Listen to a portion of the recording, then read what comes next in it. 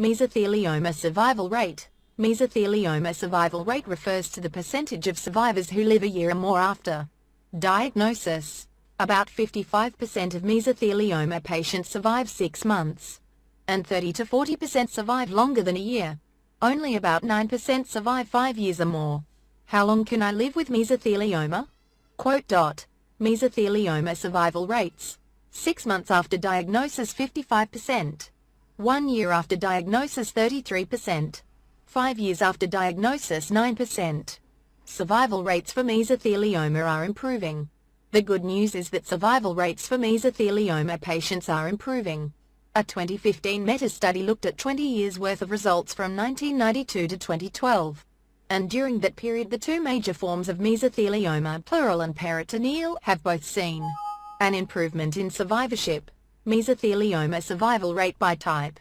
1 year pleural 73%, peritoneal 92%, pericardial 51%, 3 years pleural 3%, peritoneal 74%, pericardial 26%, 5 years pleural 12%, peritoneal 65%, pericardial 23%, 10 years pleural 7%, peritoneal 39%, pericardial NA. According to the study, peritoneal mesothelioma survivorship has especially shown significant improvement, largely due to new forms of treatment such as hypothermic intraperitoneal chemotherapy (HIPEC). The effect of treatment on survival. The type of treatment a mesothelioma patient receives can affect survival rates, whether this is due to the treatment itself or to other factors, e.g., if the patient is too ill to undergo more aggressive treatment may not always be apparent. While there has been no single study showing survival rates based on treatment across all types of mesothelioma, separate studies have been done on the two most common forms of mesothelioma. Mesothelioma survival rate by treatment type. Pleural mesothelioma, chemotherapy only, 2 years 19% and 5 years 4%. Pleuroectomy, decortication, PD, 2 years 40% and 5 years 10%. Extrapleural pneumonectomy, EPP, 2 years 37% and 5 years 12%. Peritoneal mesothelioma, CRS 207 plus hypothermic intraperitoneal chemotherapy, HIPEC, 5 years 50%. For pleural mesothelioma, patients who undergo a pleuroectomy, decortication, PD, or extrapleural pneumonectomy, EPP, both of which are usually part of a multimodal treatment plan, generally have a much higher rate of survival than those who receive chemotherapy alone. For peritoneal mesothelioma, patients who undergo cytoreductive surgery, CRS, with HIPEC have significantly higher rates of survival when combined with systemic chemotherapy as an adjuvant treatment. The 5-year survival rate of patients who undergo CRS plus HIPEC can be as high as 67%. Other survival rate factors. The survival rate for mesothelioma patients depend on a variety of factors. These include things such as the patient's age, health, and the treatment they receive.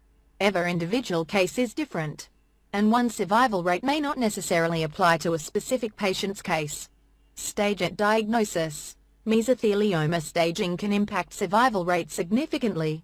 Patients diagnosed at an early stage, stage 1 or stage iodine monoiodide, have a much higher survival rate than those diagnosed at a later stage, stage 3 or stage 4. For example, the 5-year survival rate for stage 1 peritoneal mesothelioma patients is 87%, but only 29% for stage 4. Age of the patient. Younger mesothelioma patients have higher rates of survival than older patients. This is due in part to the fact that older people in general have lower survival rates.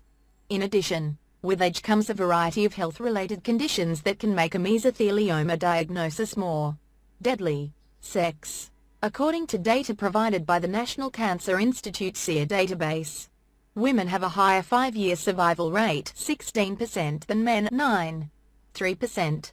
It is not entirely clear why this is so, though some reasons may include that women are generally diagnosed at a younger age.